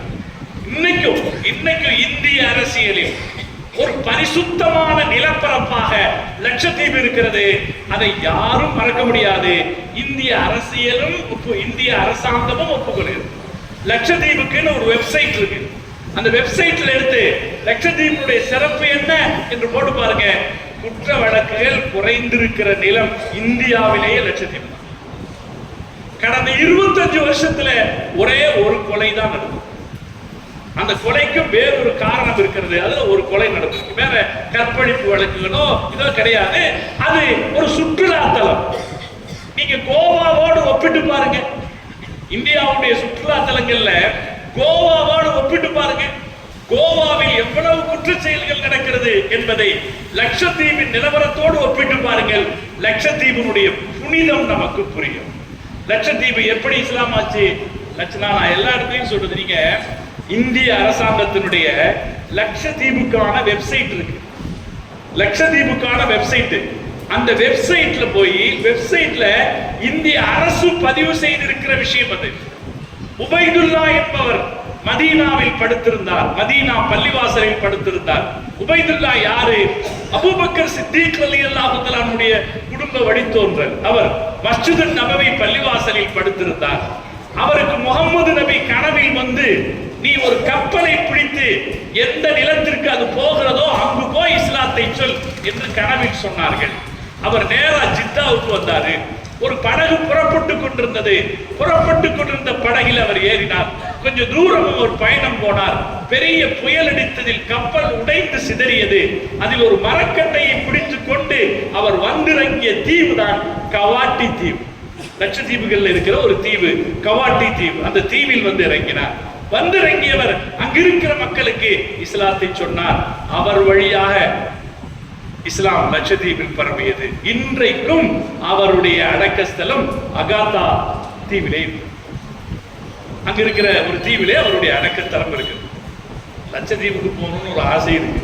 அங்க இருக்கிற கடற்கரையை பார்க்கறதுக்கு அல்ல, அங்க இருக்கிற அந்த ஜியாரத்துக்கு போகணும், அது ஒரு ஆசை இருக்கு. காரணம், அந்த ஒரு மனிதர் தீனை கொண்டு வந்து சேர்த்தார். அந்த தீன் இன்றைக்கும் பாதுகாப்பாக இருக்கு. வலிமார்கள் வழியாக எங்கெல்லாம் இஸ்லாம் சென்றதோ அங்கெல்லாம் இஸ்லாம் இன்றும் பாதுகாப்பாக இருக்கிறது. எங்கெல்லாம் அரசர்கள் மூலமாக இஸ்லாம் சென்றதோ அங்கெல்லாம் இஸ்லாம் சிக்கலை சந்தித்திருக்கிறது. அதுக்கு ஒரு உதாரணம் தான் ஸ்பெயின். அதுக்கு ஒரு உதாரணம் தான் மற்ற ஐரோப்பிய நாடுகள். அதுக்கு ஒரு உதாரணம் தான் சில ஆப்பிரிக்க நாடுகள். அங்கெல்லாம் முஸ்லிம்கள் பேர்ல இருந்து அங்க இஸ்லாத்தை விட்டு போயிட்டாங்க. காரணம் என்ன? வலிமார்கள் வழியாக இஸ்லாம் செல்லல, ஆட்சியாளர்கள் வழியாக இஸ்லாம் செல்ல. எங்கே வலிமார்கள் மூலமாக இஸ்லாம் போச்சோ அங்கெல்லாம் இஸ்லாம் நிலையாக இருக்கிறது. அது வலிமார்கள் வழியாக அல்லாஹ் செஞ்ச ஏற்பாடு. எனவே இந்த வலிமார்களை நினைவு கூறுறதுல நமக்கு இருக்கிற முக்கிய விஷயம் என்னன்னா, வலிமார்களுடைய துணையை வைத்துக் கொண்டால் மாத்திரமே நாம் நம்முடைய இஸ்லாமையும் ஈமானையும் பாதுகாத்துக் கொள்ள முடியும் என்பதுதான் இன்றைய என்னுடைய கருத்து. வலிமார்கள் வேண்டாம் என்று சொல்லிவிட்டால் என்ன ஆகும்? முஹியத்தீன் அப்துல் காதர் ஜீலானி கத்தஸல்லாஹு சிர்ரஹு அஸீஸ் சொன்னார்கள், நீங்கள் நபிமார்கள் வேண்டாம் என்று சொல்லிவிட்டால் அது குஃப்ர் ஆகிவிடும். நீங்கள் வலிமார்கள் வேண்டாம் என்று சொல்லிவிட்டால் நீங்கள் நஷ்டவாளிகளாக நக்ஸாகிவிடும், நஷ்டவாளிகளாகி விடுவீர்கள் சொல்லுவாங்க. நஷ்டவாளிகள் தான் அதனுடைய அர்த்தம் என்னன்னா, தீன் நமக்கு முழுசா கிடைக்காம போயிடும், ஈமான் நமக்கு முழுசா கிடைக்காம போயிடும். வலிமார்களுடைய துணையும் வலிமார்களுடைய வாழ்க்கை வரலாற்றினுடைய அனுபவங்களும் நமக்கு கிடைக்கிற போதுதான் நம்முடைய ஈமானை நாம் உன்னதமான வழியிலே பாதுகாத்துக் கொள்ள முடியும். அப்படி சொல்லும் போது சில பேர் என்ன நினைக்கிறாங்கன்னா, வலிமார்களை வசீலாவாக, இப்ப நம்ம அப்படித்தான் அர்த்தம், வசீலா நபி வலிமார்களை துணையா வைக்கணும்னா என்ன அர்த்தம்? வலிமார்களை வசீலாவாக வைக்கணும்னு அர்த்தம். வலிமார்களை வசீலாவாக வைக்கிறது அப்படின்னாலே பலரும் என்ன நினைச்சுக்கிறாங்க, நம்ம தேவைகளுக்கு அவங்கள வசீலாவாக வைக்கிறதுன்னு நினைச்சுக்கிறாங்க. நமக்கு ஒரு தேவை வருது, அந்த தேவைக்கு நாகூர் ஷாஹுல் மீதானவங்கள்ட்ட போய் நீங்க என்னுடைய கஷ்டம் போக்குறதுக்கு நீங்க அல்லாஹ் இடத்துல துஆ செய்யுங்க என்றோ, அல்லது நீங்க என்னுடைய கஷ்டத்தை போக்குங்க என்னும், நீங்க அல்லாஹ் இடத்துல துஆ செய்யுங்க என்னும், அல்லது நீங்க என்னுடைய கஷ்டத்தை போக்குங்க என்னும், அல்லது அல்லாஹ் இந்த பெரியவருடைய பரக்கத்தால என்னுடைய கஷ்டத்தை போக்கணும். எப்படி கேட்டாலும் அது வசீலா, எப்படி கேட்டாலும் அதனுடைய அர்த்தம் ஒண்ணுதான். ஆனா சில பேர் என்ன நினைக்கிறாங்க, வலிமார்கிட்ட போய் எங்களுடைய தேவைகளை கேட்கறது மட்டும்தான் வசீலான்னு நினைக்கிறாங்க. தேவைகளை கேட்டா அது தெரியா, அது கூடுமா? தாராளமா கூடும், அதுல எந்த தப்பும் கிடையாது. ஏன்னா எப்ப மக்களுக்கு அல்லாஹ் யார் என்பதில் தெளிவு இருக்கிறதோ, அல்லாஹ் அல்லாத படைப்புகள் யார் என்பதில் தெளிவு இருக்கிறதோ, அப்போது ஒருபோதும் இந்த விஷயத்தில் ஷிர்க் ஏற்படுவதற்கான வாய்ப்பு கிடையாது. அல்லாஹ் யாரு, அல்லாஹ்வுடைய ரசூல் யாரு, இறைநேசர்கள் யார் என்பதிலே ஒரு தெளிவு இருக்கிற இடத்துல ஷிர்க்குக்கான எந்த வாய்ப்பும் கிடையாது. நான் என்னுடைய ஒரு அனுபவத்தை பல இடத்துலயும் சொல்லியிருக்கேன். கிட்டத்தட்ட 45 வருஷத்துக்கு முன்னாடி நடந்த ஒரு அனுபவம். சென்னையில மதரசால ஓதிட்டு இருக்கும்போது, முத்தப்பல் அப்பல் ஓதும் போது சென்னைக்கு போயிருக்கேன். பூந்தமல்லியில ஒரு போலீஸ்காரர், அவர் வீட்டுல ஒருத்தன் கத்தியை திருடிட்டு போயிட்டான். அவர் ஒரு பிச்சுவா வச்சிருந்திருக்காரு, பழைய காலத்துக்கு பிச்சுவான்னு சொல்லுவாங்களா இல்லைங்களா? அம்மா தான் தலையாட்டுங்க, பிச்சுவா ஒன்று வச்சிருப்பாங்களா இல்லை? அந்த பிச்சுவா காணாம போச்சு. ரொம்ப நாளா ஒரு பாதுகாத்து வச்சிருந்த பிச்சுவா காணாம. அது யார் வீட்டுல? சப் இன்ஸ்பெக்டர் வீட்டுல. அவர் சப் இன்ஸ்பெக்டர், அவர் முஸ்லிம் பேருக்கு. அவரை பார்த்தா நம்ம அப்படி சொல்ல மாட்டோம், அவர் அப்படித்தான் இருப்பார், போலீஸ்காரனா தான் இருப்பார். அவர் வீட்டுக்குள்ள போனாலும் அப்படித்தான் நிலவரம். அங்க ஒரு இஸ்லாமிய அடையாளத்துக்கான எதுவுமே இருக்காது.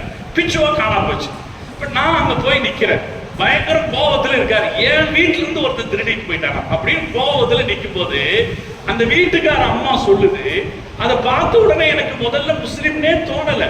அந்த வீட்டுக்கார அம்மா சொல்லுது, எங்க போன வாரமே நம்ம கோவலம் போகணும்னு நினைச்சோம் இல்லையா, போகாததுனால தாங்க காணாம போச்சுன்னு சொல்லு. அவரு எவன்டா என் வீட்டுக்கு திருட வந்ததுன்னு கோவிச்சிட்டு இருக்கிறாரு. இந்த அம்மா இப்படி சொல்லுது, போன வாரமே நம்ம கோவலத்துக்கு போகணும்னு நினைச்சோமே, போகாம போயிட்டோமே அப்படின்னு சொல்லுது. கோவலத்துல யார் இருக்கா? தர்கா இருக்கு. அது நான் ஓதிக்கிட்டு இருக்கிற காலம் பார்த்தீங்களா? அப்ப எனக்குள்ள ஒரு இந்த அம்மா என்ன சொல்லுது, தர்கா பத்தி சொல்லுது. நான் கேட்டேன் அந்த அம்மா கிட்ட, ஏமா கோவலத்துல யாரு ஆண்டவனா இருக்கிறான்னு, ஆண்டவனா இருக்கிறான்னு கேட்டேன். அப்ப அந்த பெண் சொல்லுச்சு, அந்த அம்மா பார்ப்பதற்கு ஒரு இஸ்லாமிய அடையாளம் எதுவுமே இல்லாத அந்த பெண்மணி சொன்னார், அப்படியெல்லாம் இல்லைங்க, நல்லவங்க இருக்காங்க, நல்லவங்க இருக்காங்க. அப்ப தன் வீட்டில் ஒரு கத்தி காணாமல் போன போது அதற்கு யாருடைய துணையை தேட வேண்டும் என்று அந்த பெண்மணிக்கு தெரிஞ்சது. மார்க்க தொடர்பே இல்லாத அந்த பெண்ணுக்கு கூட அது அல்லாஹ் இல்லை என்று தெரிந்தது.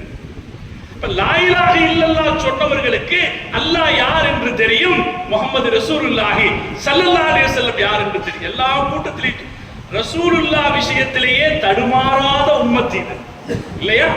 இன்ன வரைக்கும் ரசூலுல்லாஹ்வுடைய வீட்டு வாசலுக்கு போய் நின்று நம்ம என்ன சொல்றோம்? அஷ்ஹது அன்னக அப்துஹு வ ரசூல், இப்படிதான் சொல்லிட்டு இருக்கோம். இன்னைக்கு நம்ம அங்க போய் என்ன செய்யறது இல்ல, வேற மாதிரி சொல்லிடுறது இல்லை. இன்று வரை முஹம்மது ரசூலுல்லாஹி ஸல்லல்லாஹு அலைஹி வஸல்லம் விஷயத்திலேயே தடுமாறாத முஸ்லிம் சமுதாயம் வேறு யார் விஷயத்திலும் தடுமாறுவதற்கான வாய்ப்பு கிடையாது. அதனாலே சமுதாயம் ரொம்ப தெளிவா இருக்கு. அல்லாஹ் யாரு, அல்லாஹ்வுடைய நல்லடியார்கள் யார் என்பதில் தெளிவாக இருக்கிறது. எனவே ஷாகுல் ஹமீத் ஆண்டவன் அவர்களிடத்திலே போய் நீங்கள் என் கஷ்டத்தை நீக்க வேண்டும் என்று அவர்களிடத்திலே சொன்னாலும் சரி, அல்லது நீங்கள் அல்லாஹ்விடத்திலே துஆ செய்து என் கஷ்டத்தை நீக்க வேண்டும் என்று சொன்னாலும் சரி, அல்லாஹ்வே இவருடைய பரக்கத்தால் என் கஷ்டத்தை நீக்கு என்று சொன்னாலும் சரி, ஒரு இடத்திலும் அதில் சிறுக்கு வர போறதில்லை. அது எதிலும் சிறுக்கு வர போறதில்லை. இது என்னங்க ஆச்சரியம்? டாக்டர்கிட்ட போய் டாக்டர் நீங்க தான் என் நோயை குணப்படுத்தணும்னு சொன்னா சிறுக்காயிடுமா? டாக்டர்கிட்ட போய் சொல்லாதவங்க யாரும் இருக்காங்களா? ரொம்ப அறிவுக்கு ரொம்ப ரொம்ப சாதாரணமா புரியுற விஷயம். டாக்டர் நீங்க தான் என் நோயை குணப்படுத்தணும் அப்படின்னு சொன்னா அது எப்படி ஷிர்காகி விடாதோ அதே போல இதுவும் ஷிர்காகி விடாது. தெளிவாக இருக்கிறதோ, நாம தெளிவில்லாமல் இருந்தா தான் இவருக்கு ஏதோ ஒரு சக்தி இருக்கிறது என்று நினைச்சு நாம பேசினா தான் அது ஷிர்க் வர வாய்ப்பு இருக்கிறது, தவிர இல்லைன்னா ஷிர்க் இல்லை. முஹம்மது ரசூலுல்லாஹி ஸல்லல்லாஹு அலைஹி வஸல்லம் காலத்தில் இப்படி பெருமானாரை வசீலாவாக வைத்ததற்கு ஏராளமான நிகழ்ச்சிகள் இருக்கிறது. ஒரு ஹதீஸ் உண்டு.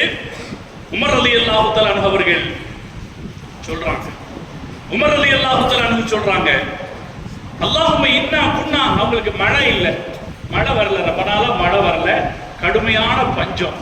பஞ்சம் வரும்போது அவங்க துஆ செய்யறாங்க. பஞ்சம் வர்ற நேரத்துல துஆ செய்யறாங்க. என்ன துஆ செய்யறாங்க? அல்லாஹும்ம இன்னா குன்னா நதவஸ்ஸலு இலைக்க பி நபியினா, அல்லாஹ்வே நாங்க எங்க நபியை வச்சு உங்ககிட்ட நாங்க மழையை கேட்டுக்கிட்டு இருந்தோம். எங்க நபிகிட்ட சொல்லி மழையை கேட்டுட்டு இருந்தோம். மழையே இல்லைன்னா யாராவது ஒரு சஹாபி வந்து சொல்லுவாரு, நபி துஆ செய்வாங்க, மழையை கேட்டுட்டு இருந்தோம். நாங்கள் எங்கள் நபியை வைத்து உன்னிடத்தில் மழையை கேட்டுக் கொண்டிருந்தோம். நீ எங்களுக்கு மழையை தந்தாய். இப்ப நபி மௌத்தாயிட்டாங்க. எங்கள் நபியினுடைய பெரியதாவை வச்சு கேட்கிறோம், யா அல்லாஹ் நீ எங்களுக்கு மழையை கொடு என்று உமர் ரலியல்லாஹு தஆலா அவர்கள் கேட்டார்கள் என்ற ஒரு ஹதீஸ் இருக்கு. அப்ப மழையை நீங்க நேரா தாண்டி கேட்காம யாரை வச்சு கேட்கிறாங்க? ஒருத்தரை வச்சு கேட்டார். யாரு கேட்டது? கேட்டது யாரு? உமர் ரலியல்லாஹு தஆலா. கேட்டது யாரு? ஏன் உமர் ரலியல்லாஹு தஆலா தெரியாது யா அல்லாஹ் நீ மழையை கொடுன்னு கேட்கிறது? உமர் ரலியல்லாஹு தெரியாது யா அல்லாஹ் நீ. உமர் ரலியல்லாஹு தஆலா தீன்ல எவ்வளவு ஸ்ட்ரிக்ட் ஃபேர்வெலி, எவ்வளவு ஸ்ட்ரிக்டானாலும் அவர் கேட்டிருக்கலாமே. அவர் கேட்கல. அவர் எப்படி யா அல்லாஹ் உன்னுடைய நபியை வச்சு இதுவரைக்கும் கேட்டோம், உன் நபியினுடைய குடும்பத்தாரை வைத்து யா அல்லாஹ் எங்களுக்கு நீ மழையை தருவாயாக என்று கேட்டிருக்கிறார். அதே போல மார்க்க அறிஞர்கள் ஒரு செய்தி சொல்லுவாங்க, மதீனாவுக்கு போயிட்டு மக்காவுக்கு போறது சிறப்பா, மக்காவுக்கு போயிட்டு மதீனாவுக்கு போறது சிறப்பு? மதீனாவுக்கு போயிட்டு மக்காவுக்கு போறது சிறப்பு. மார்க்க அறிஞர்கள் சட்ட நூல்களில் சொல்லுவார்கள், உன்னால் முடிந்ததென்றால் மதீனாவுக்கு போயிட்டு மக்காவுக்கு போ. காரணம் என்னன்னா மக்காவை காட்டி கொடுத்தது அவங்கதான். யாரு காட்டி கொடுத்தா? அல்லாஹ்வை காட்டி கொடுத்தது யாரு? வாசப்படி இல்லாம தலைவாசல் வந்துருமா? படி இல்லாம தலைவாசலுக்குள்ள போயிட முடியுமா? அதனால முஹம்மது ஸல்லல்லாஹு அலைஹி வஸல்லம் அவங்கள பார்த்துட்டு அப்படி போன்னு சொல்லுவாங்க. இமாம் மாலிக் ரஹ்மத்துல்லாஹி அலைஹி இடத்துல மன்னர் மஅமூன் வந்து மன்சூர் வந்து கேட்கிறார். மன்னர் மன்சூர் மாலிக் ரஹ்மத்துல்லாஹி அலைஹி வந்து கேட்கிறார், அஸ்தக்பிலுல் கிப்லத ஃபஅதுஹு அவ் அஸ்தக்பிலுர் ரசூல ஃபஅதுஹு. இப்ப கூட சர்ச்சை நடக்கும். இப்ப கூட மதீனால போய் நம்ம ரசூல்லா இருக்கிற மஸாரை பார்த்து கையெழுத்துனா வந்து தட்டுவான், இங்க கேட்காதேப்பான். அதனால என்ன செய்வோம், நம்ம எல்லாம் திரும்பி கிபிலா பார்த்து இல்லைங்களா, இங்க பார்த்து கை நீட்டினா ஓடி வந்து தட்டிடுவான், துரத்தி விட்டுருவான், என்ன வேணாலும் செய்வான். அதனால நம்ம இப்படி நம்மளுடைய நம்மளுடைய உடல் அந்த பக்கம் திரும்பி இருக்கும், இதயம் இந்த பக்கம் தான் இருக்கும், இந்த பக்கம் தான் இருக்கும். நம்ம துஆ கேட்டுட்டு இருப்போம். மன்சூர் கலீஃபா மன்சூர் இமாம் மாலிக் ரஹ்மத்துல்லாஹி அலைஹி இடத்திலே கேட்கிறார், நான் இந்த கிப்லாவை பார்த்து முகம் திருப்பி அல்லாஹ் இடத்துல துஆ செய்யவா, அல்லது ரசூலுல்லாவை பார்த்து முகம் திருப்பி அல்லாஹ் இடத்துல துஆ செய்யவா என்று கேட்டபோது இமாம் மாலிக் ரஹ்மத்துல்லாஹி அலைஹி சொன்னார்கள், லா தஸ்ரிஃப் வஜ்ஹக அன், இவரை விட்டு உன் முகத்தை திருப்பி விடாதே, ஃபஇன்னஹு வஸீலத்துன் இலல்லாஹ், இவர்தான் அல்லாஹ்வுக்கு நீ போவதற்கு வசீலா, இவர்தான் அல்லாஹ்விடத்தில் நீ போவதற்கான வசீலா, நீ இந்த பக்கம் பார்த்துருன்னு சொல்லுவாங்க இல்லைங்களா? நாமெல்லாம் நம்ம வழக்கத்தில் கடைபிடிக்கிற செய்தி இது. நாம மதீனாவுக்கு போகும்போது ரசூலுல்லாஹ்வுடைய மக்பராவுக்கு போய் பக்கத்துல நின்று அந்த பக்கம் கையேந்தனா கையேந்த விடாதேன்னு தடுப்பான். ஆனா இமாம் மாலிக் ரஹ்மத்துல்லாஹி அலைஹி சொல்லி கொடுத்தது அங்க கேளுங்க, அங்கிருந்து பேசிட்டு இங்க வாங்கன்னு சொல்லி கொடுத்தாங்களா இல்லையா? அப்படி சொல்லும் போது இமாம் மாலிக் ரஹ்மத்துல்லாஹி அலைஹி ஒரு செய்தியை சேர்த்து சொல்லுவாங்க, ஃபஇன்னஹு வஸீலத்துன் இலல்லாஹி லக்க வலி அபீக ஆதம், இவர் உனக்கு மட்டுமல்ல வசீலா, உன்னுடைய தந்தை ஆதமுடைய பாவம் மன்னிக்கப்படுவதற்கும் இவர் தான் இருக்கார். அவர் பழைய ஹதீஸ் ஒன்று இருக்கிறது, ஹதீஸுக்கு தபரானியில் வருகிற ஹதீஸ். ஆதம் அலைஹிஸ்ஸலாம் அவங்க அல்லாஹ் இடத்துல கேட்டாங்க, யா அல்லாஹ், நான் உன்னிடத்தில் பாவ மன்னிப்பு கேட்கிறேன், பிஹக்கி முஹம்மதின், முஹம்மது ஸல்லல்லாஹு அலைஹி வஸல்லமுடைய பொருட்டால் என் பாவத்தை மன்னிப்பாயாக என்று கேட்டபோது, அப்ப அல்லாஹ் கேட்டான், கைஃப அரஃப்த, முகமது பத்தி உனக்கு எப்படி தெரியும் என்று கேட்டபோது அவங்க என்ன சொன்னாங்கிற வரலாறு எல்லாம் நமக்கு தெரியும். என்னுடைய அரிசின் வாசலில் உன்னுடைய பெயரோடு அவருடைய பெயரும் எழுதப்பட்டிருந்ததை நான் பார்த்தேன், அதனால் அவர் உனக்கு பிரியமானவர் என்று கேட்டேன் என்று வருகிறது. இது வசீலா என்கிற விஷயத்தை எவ்வளவு யதார்த்தமான ஒன்று என்று நமக்கு புரிய வைக்கக்கூடியது, எவ்வளவு அவசியமானது என்றும் புரிய வைக்கக்கூடியது, எவ்வளவு அவசியமானது என்றும் நமக்கு புரிய வைக்கக்கூடியது. எனவே வலிமார்கள்ட்ட நம்முடைய தேவைகளை சொல்லி வசீலா கேட்கிறதுங்கிறது இருக்கே, அது ஒரு பெரிய விஷயமே கிடையாது. வலிமார்கள்ட்ட நம்முடைய தேவைகளுக்காக அணுகி வசீலாவாக வச்சு உங்களால என்னுடைய தேவை நடக்கணும்னு கேட்கிறது பெரிய விஷயமே கிடையாது. வலிமார்களை எதற்கு வசீலாவாக வைப்பது அவசியம் என்றால், அல்லாஹ்வை நெருங்குவதற்கு வசீலாவாக வைப்பது மிக அவசியம். சகோதரர்களை, நான் சொல்லுகிற வார்த்தையை திரும்ப கொஞ்சம் கவனிச்சுக்கங்க. நம்முடைய தேவைகளை நிறைவேற்றுவதற்கு வலிமார்களை வசீலாவாக வைப்பது பெரிய விஷயம் கிடையாது. வைப்போம், பேசுவோம், கேட்போம். எந்த ஒரு நல்ல காரியம் நமக்கு வேண்டும் என்றாலும் வலிமார்களை முன்வைத்து நாம் அல்லாஹ் இடத்துல நாம கேட்போம். உமர் ரலியல்லாஹு தஆலா அவர்கள் கேட்டது போல நாமும் வலிமார்களை முன்வைத்து அல்லாஹ் இடத்துல கேட்போம். ஆனால் நாம் இங்கே புரிந்து கொள்ள வேண்டிய இன்னொரு அடிப்படையான செய்தி, வலிமார்கள் நம்முடைய தேவைகளுக்கு மாத்திரம் வசீலா அல்ல, வலிமார்கள் நம் வாழ்க்கைக்கு வசீலா, நம்முடைய ஈமானிய வாழ்க்கைக்கு வசீலா. அவர்கள் ஒரு மிகச்சிறந்த தௌஹீதின் வாழ்க்கையை நமக்கு கற்றுக் கொடுத்தவர். வலிமார்கள் எதை நமக்கு கற்றுக் கொடுத்தாங்க? முஹிதீன் அப்துல் காதிர் ஜீலானி கதஸல்லாஹு சிர்ரஹுல் அஸீஸ் அவர்களுடைய நினைவாக மௌலூது ஷரீஃப் ஓதப்பட்டது. அவர்கள் இந்த சமூகத்திற்கு எதை கற்றுக் கொடுத்தார்கள்? அல்லாஹ் விட்டுட்டு என்னவா நான் சொல்லிக் கொடுத்தாங்க. அவர்கள் அல்லாஹ்வை நோக்கி அடியார்களை நெருக்கமாக்குகிற வேலையை செய்வதில் வெற்றி அடைந்தார்கள். அதனால் தான் அவருக்கு முஹிதீன் என்று பட்டம் கொடுக்கப்பட்டது. எதனால? ஜனங்களை அல்லாஹ்வை நோக்கி நெருக்கமாக்கினார். நான் எல்லா இடத்துலையும் சொல்றது, இந்த மக்களுக்கு சாதாரணமா சொல்றது, நீ ஒன்னும் வேணாம்பா, இன்னைக்கு சமூகத்துல நடப்புல இருக்கிற முஹிதீன் ஷேக் சார்ந்து சமூகத்துல நடப்புல இருக்கிற ஒரு விஷயம், அவங்க பேர்ல இருக்கிற ராத்தீப் இல்லையா? முஹிதீன் ஷேக் சேர்ந்து நம்மகிட்ட நடப்புல இருக்கிற ஒரு விஷயம் என்னங்க? அவங்க பேர்ல இருக்கிற ராத்தீப். இதுக்கு ஏன் முஹிதீன் ராத்தீப்னு பேர் வச்சு? பல ராத்தீபுகள் பல மாதிரி, ஹத்தாது ராத்தீப் இருக்குது, பல ஷாதிரியா தரீகா ராத்தீப் இருக்குது. இது முஹிதீன் ராத்தீப்னு பேர் வந்துச்சு இல்ல? இந்த முஹிதீன் ராத்தீப் யார்கிட்ட இருந்து வந்திருக்கு? முஹிதீன் ஷேக்கிட்ட இருந்து வந்திருக்கு. அந்த முஹிதீன் ராத்தீப் என்ன சொல்லி கொடுக்குது? நம்மள அல்லாஹ்வோட நெருக்கமாக்குதா தூரமாக்குதா? சாதாரண பாமரனை கூட அல்லாஹ்வோடு நெருக்கமாக்குறது தானே முஹிதீன் ராத்தீப். அல்லாஹு ஹாதிரி, அல்லாஹு நாதிரி, அல்லாஹு ஷாஹிதி, அல்லாஹு மஇ இல்லையா? இந்த ஒரு வாசகம் எவ்வளவு பிரம்மாண்டமான வாசகம். நம்ம தமிழ்ல அர்த்தம் படிக்காதனாலேயே வீணாப்போம். அரபி வார்த்தைகளுக்கு அர்த்தம் என்னன்னு புரிஞ்சிருந்தா இது எவ்வளவு மகத்தானதுன்னு நமக்கு தெரிஞ்சிருக்கும். அதனாலதான் வீட்டுல ராத்தி போதுனா கூட நம்ம எங்கேயாவது சாயா குடிச்சு உட்கார்ந்துக்கிறோம். ஏன்னா இதனுடைய அர்த்தம் நமக்கு தெரியறது இல்லை. இந்த அர்த்தம் தெரிந்து ஓதுவோம் என்றால் நம்முடைய உள்ளம் எவ்வளவு கிளர்ச்சி அடையும், நம்முடைய உடலில் ரோமங்கள் எப்படி எழுச்சி வரும் இல்லையா? அல்லாஹு ஹாலிரி, அல்லாஹு நாலிரி, அல்லாஹு ஷாஹிதி, அல்லாஹு மஹி, அல்லாஹ் என்னோடு இருக்கிறான், என்னை பார்த்து கொண்டிருக்கிறான், என் ஒவ்வொரு செயலுக்கும் அவன் சாட்சியாக இருக்கிறான் என்கிற எண்ணம் வருமானால் அந்த வார்த்தை அல்லாஹ்வோடு நம்மை எப்படி நெருக்கமாக்கி வைக்கும். முஹீதீன் ஷேக் செய்த வேலை என்ன? இன்றைக்கும் செய்து கொண்டிருக்கிற வேலை என்ன? முஹீதீன் ஷேக் என்கிற பெயராலே இன்றைக்கும் செய்து கொண்டிருக்கிற வேலை என்ன? இந்த திக்ருகள் சாமானிய மக்களை அல்லாஹ்வோடு நெருக்கமாக்கி வைக்கும். அல்லாஹ்வோடு நெருங்குவதற்கு வலிமார்கள் வசீலாக்கள். வலிமார்கள் ரசூல் ஸல்லல்லாஹு அலைஹி வஸல்லம் சொன்னாங்க, குன் ஃபி துன்யா கஅன்னக கரீபுன் அவ் ஆபிரி ஸபீல். இந்த உலகத்துல ஒரு பற்றில்லாதவனா நடந்துக்கன்னு சொன்னாங்க. பற்றில்லாதவனா நடந்துக்கிறதுக்கு ஒரு முன்னுதாரணம் வேணுமா இல்லையா? எப்படி நடக்கணும், எப்படி நடக்கணும்னு ஒரு முன்னுதாரணத்தை எந்த பணக்காரன்ட்ட காட்டுவீங்க? இதுக்கான முன்னுதாரணத்தை எந்த பணக்காரன்ட்ட காட்டுவீங்க?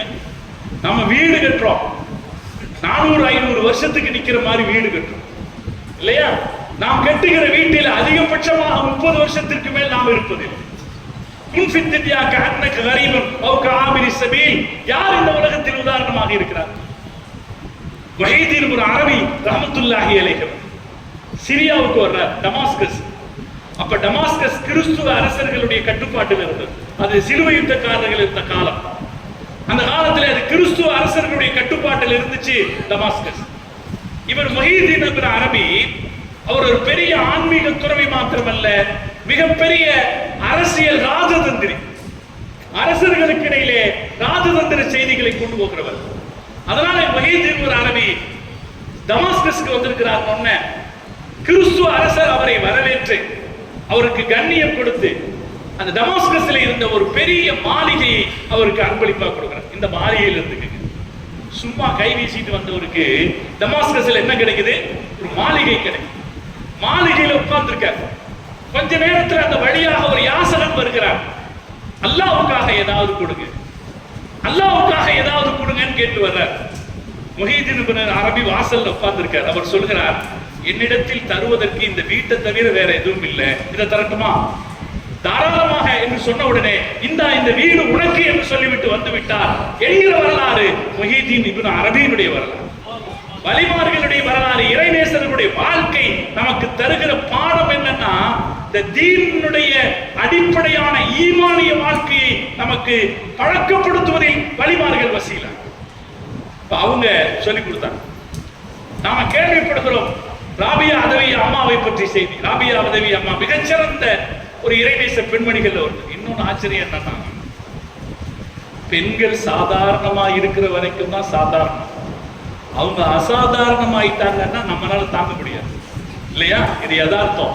அதுக்கு ஒரு உதாரணம் ராபியா. ராபியா அம்மா இறைநேசர்கள் எப்படிப்பட்ட இறைநேசர்னா, அவர் காலத்தில் வாழ்ந்த ஆண் இறைநேசர்களை எல்லாம் பிரமிக்க வைத்த இறைநேசர். ஹசனுல் பஸரி ரஹ்மத்துல்லாஹி அலைஹி, சுஃபியான் ஸௌரி ரஹ்மத்துல்லாஹி அலைஹி மாதிரியான பெரிய ஆண் இறைநேசர்களை எல்லாம் பிரமிப்பில் ஆழ்த்திய இறைநேசர் தான் ராபியா அம்மா. ராபியா அம்மா ஜெருசலத்திற்கு வருகிற போது அவங்க இடத்துல ஜெருசலத்தின் அரசர் அவங்கள்ட்ட வந்து சொல்றாரு, உங்களை நான் கல்யாணம் பண்ணிக்கிறேன். அரசர் வந்து சொல்கிறார், உங்களை நான் கல்யாணம் பண்ணிக்கிறேன். என்ன சொல்லுவாங்க வேற யாருமா?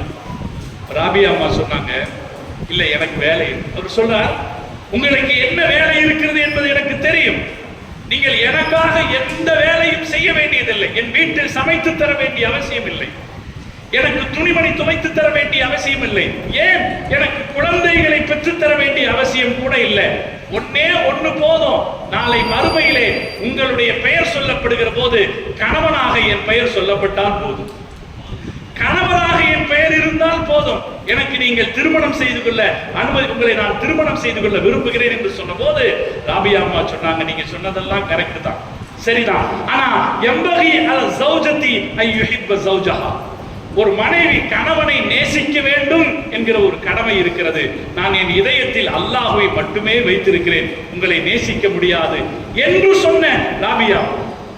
உலகத்தில் யார் நமக்கு முன்னுதாரணங்கள், முன்னோடிகள், யார் நமக்கு தேவை என்பதை நாம் புரிந்து கொள்ள வேண்டும். நம் வாழ்க்கையை பண்படுத்துவதற்கு வலிமார்கள் வசீலாக்கள். ராபியா அம்மாவை பத்தி வேறொரு செய்தி இருக்கு. சாப்பிட்டுக்கிட்டு இருக்காங்க, சாப்பிட போறாங்க. காஞ்சு போன ரொட்டி தான் இருக்கு. காஞ்சு போன ரொட்டி சாப்பிடும் போது தொட்டுக்கொள்வதற்கு கொஞ்சம் கூட ஒரு வெங்காயம் இருக்கல. ரொட்டி துண்டு சாப்பிடுறதுக்கு வெங்காயம் இருக்கல.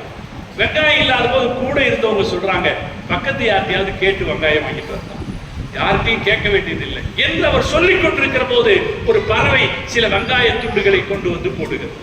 போட்ட உடனே கூட இருந்தவர்கள் எல்லாம் சொல்றாங்க, ஆஹா, உங்களுக்காக அல்லாஹ்வே வெங்காயத்தை கொடுத்து அனுப்பி இருக்கிறான் என்று சொன்ன போது ராபியா அம்மா சொன்னாங்க, அதை தொடாதீர்கள், ஒருவேளை அது ஷைத்தான் போட்டிருக்கலாம் அப்படின்னு சொல்லி காஞ்ச ரொட்டியை சாப்பிட்ட ராபியா அம்மா அவருடைய வரலாறு.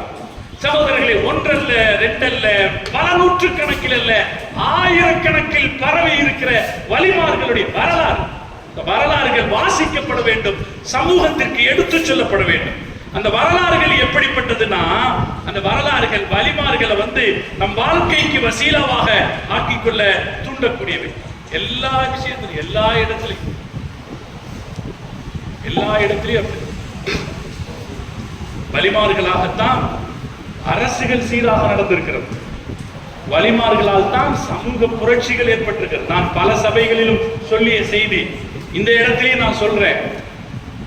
சலாஹுத்தீன் அய்யூபி கிறிஸ்துவ சிலுவை யுத்தக்காரர்களின் கைகளில் சிக்கியிருந்த பாலஸ்தீனத்தை மீட்டுக் கொடுத்தார் என்றால், அப்படி மீட்டுக் கொடுக்க வேண்டும் என்கிற சிந்தனையை கொடுத்தது மஹீதீன் அப்துல் காதர் ஜீலானி கத்தஸல்லாஹு ஸர்ரஃபுல் அஸீஸ். அவர்களுடைய 2 மகன்கள் சலாஹுத்தீன் அய்யூபினுடைய படையில் இருந்தார் என்று வரலாறு இருக்கு. ஒரு சமூகத்திற்கு மாற்றம் தேவைப்படுகிற போது அந்த மாற்றத்திற்கு பின்னணியில் இருந்தவர்கள் எல்லாம் இறைநேசர்கள் தான். மாற்றத்திற்கு பின்னணியில் இருந்தவர்கள் எல்லாம் இறைநேசர்கள். ஒரு நீங்க கூகுள்ல தேடி பார்த்தீங்கன்னா சலவாத்துல் கஸ்னவி அப்படின்னு ஒரு சலவாத்துல் கஸ்னவின்னு ஒரு சலவாத்து. அந்த சலவாத்துக்கு என்ன காரணம் அப்படின்னா, கஜினி முகமது, அவர் தானே முகமது கஜினி முகமதுன்னு சொல்றோமா இல்லையா, அவரு இள வயசுலேயே ஆன்மீக நாட்டமுடையவராக இருந்தார். நிறைய திக்ரு தஸ்பீகளை சொல்லுவார். ஒரு நாளைக்கு 3 லட்சம் சலவாத்துகள் சொல்லுவார். 3 லட்சம் சலவாத்து சொல்லிட்டு தான் சுபஹ் தொழுத உட்கார்ந்த இடத்தை விட்டு வெளியே வருவார். மஹமூதுல் கஸ்னவியினுடைய வரலாறு, அவருடைய சிறு இளமை கால வரலாறு படிச்சு பாருங்க. அவரு 3 லட்சம் சலவாத்துக்கள் சொல்லுவார். என்ன ஆகும்னா, அவருக்கு ஆட்சி பொறுப்பு வருது. ஆட்சி பொறுப்பு வந்தா காலையில் சுபஹ்க்கு உட்கார்ந்தா அவர் எந்திரிச்சு வரும்போது மணி 12 ஆயிடும். இப்ப எல்லோரும் அவரை பார்க்க வந்திருப்பவர்கள், அரச தேவையுடையவர்கள் எல்லாம் அவருக்காக காத்திருக்கிறார்கள். அப்படி காத்திருக்கிற போது அவருடைய கனவிலே முஹம்மது ரசூலுல்லாஹி ஸல்லல்லாஹு அலைஹி வஸல்லம் அவர்கள் சொல்லிக் கொடுத்தார்கள், ஒரு சலவாத்து இத 3 தடவை சொல்லுங்க, 3 லட்சம் சலவாத்து சொன்ன நன்மை என்று சொல்லிக் கொடுத்தார். அந்த சலவாத்து தான் அல்லாஹும்ம ஸல்லி வ ஸல்லிம் அலா சய்யிதினா முஹம்மதின் வ அலா ஆலி சய்யிதினா முஹம்மதின் ஸலாத்தன் துன்ஜீனா பிஹா மின் ஜமீஇல் ஆஃபாத்தி வ துஸல்லிமுனா பிஹா அப்படின்னு வருதா இல்லைங்களா ஒரு சலவாத். இந்த சலாத்துல் கஸ்னவிக்கு சொல்லிட்டு அவங்க சொன்னாங்களா, 3 தடவை சொல்லு, 3 லட்சம் தடவை சொன்ன நன்மை கிடைக்கும்னு சொன்னாங்க. அதற்கு பிறகுதான் இந்த செலவாத்து பிரபலமா இருக்கா இல்லையா, இந்த செலவாத்துக்கு பேர் செலவாத்துல் கஸ்னவி. இப்போ நீங்க கூகுள்ல போய் தேடி பார்த்தீங்கன்னா இந்த வரலாறு, இந்த வரலாறு சொல்லி தருகிற விஷயம் என்னன்னா, வலிமார்கள் வழியாக ஆட்சி நடத்துவதிலும் எப்படி நடந்து கொள்ள வேண்டும் என்று கற்பிக்கப்படுகிறது. ஆட்சியாளராக இருக்கிறவர் அவர் அல்லாஹ்வை மாத்திரமே துதித்துக் கொண்டிருப்பவராக இருந்தால் போதாது, மக்கள் விவகாரங்களிலும் இறங்கி அந்த வேலை பார்ப்பவராக இருக்க வேண்டும். அப்படி பார்க்கிற போது அவர் அல்லாஹ்வை துதிப்பதில், ரசூலுல்லாஹ்வின் மீது ஸலவாத்து சொல்வதில் அவருக்கான சலுகைகள் தரப்படுகிறது என்கிற செய்தி இதிலிருந்து கிடைக்கும். இது போல வலிமார்கள் ஒருவர் அல்ல, 2 பேர் அல்ல, ஒவ்வொரு வலியினுடைய வாழ்க்கையை நாம பார்த்தாலும் அந்த வலியிலிருந்து என்ன செய்தி சமூகத்துக்கு கிடைக்கும் என்றால், அவங்கள பின்பற்றினா நம்ம வாழ்க்கையை நாம சரியாக்கி. இமாம் கஸ்ஸாலி ரஹ்மத்துல்லாஹி அலைஹினுடைய ஆலிம்களுக்கு நான் சொல்றேன், ஆலிம்களுக்கு ஒரு செய்தி சொல்லணும். எல்லாருக்கும் நமக்கு பெருசு நம்ம உஸ்தாத் மாட்டோம். நம்ம உஸ்தாத், எந்த உஸ்தாதுக்கு அல்லாஹ் நம்மளை மண்டியிட வச்சான். அல்லாஹ் மூசா அலைஹிஸ்ஸலாத்தை, ஹிதர் அலைஹிஸ்ஸலாத்தை மண்டியிட வச்சான். ஒரு உஸ்தாதிட்ட அல்லாஹ் ஒருத்தரை மண்டியிட வச்சார்னா இவர் தான் நமக்கு பெரிய ஷேர். இது எல்லா ஷேகுமார்களும் ஒத்துக்கொண்ட செய்தி. இது எல்லா ஷேகுமார்களும் ஒத்துக்கொண்ட செய்தி. எந்த ஷேகிட்ட நாம மண்டியிட்டோமோ அந்த ஷேகு நமக்கு பெரிய செய்தி. அவர் முகத்தை பார்த்தாலே அல்லாஹ் நமக்கு இல்மம் கொடுத்தார். அல்லாஹ் இல்மம் கொடுத்தார். கஸாலி ரஹ்மத்துல்லாஹி அலைஹினுடைய மாணவர்கள்ல ஒருத்தர் இருந்தாரு, அபூபக்கர் பின் அரபி. நீங்க மின் தலாமீதிஹி மின் தலாமீதில் கஸாலின்னு போட்டு பார்த்தீங்கன்னா ஒரு வருவார், அபூபக்கர் பின் அரபி. அவரே பெரிய முஹக்கிக், பெரிய முஃபஸ்ஸிர். அவர் சொல்றாரு, குர்ஆன்ல சில ஆயத்துக்களை நான் ஓதிட்டேன். அவரே முஃபஸ்ஸிர். அவர் சொல்றாரு, ஆனா என் மனசுக்குள்ள சில சந்தேகங்கள் இருக்கு. அந்த சந்தேகங்கள் எப்படி இருந்ததுன்னா வேற யார்கிட்டயும் போய் நான் கேட்க முடியாது, கஸாலிட்ட தான் கேட்க முடியும். அப்படி இருந்தது. இந்த உலகத்தில் வாழ்ந்து மறைந்த ஆகச்சிறந்த இறைநேசர்களில் ஒருவர் இமாம் கஸாலி ரஹ்மத்துல்லாஹி அலைஹி. அவருடைய மாணவர் தான் முஹிதீன் அப்துல் காதிர் ஜீலானி கத்தஸல்லாஹு சிர்ரஹுல் அஸீஸ். கஸாலி இமாம் அவங்க அவர்கிட்ட தான் போய் கேட்க முடியும் அப்படின்னு இவர் நினைக்கிறார். அவர் தேடி போறார். அவர் பக்தாதுல ஒரு ஊர்ல இருந்தார்.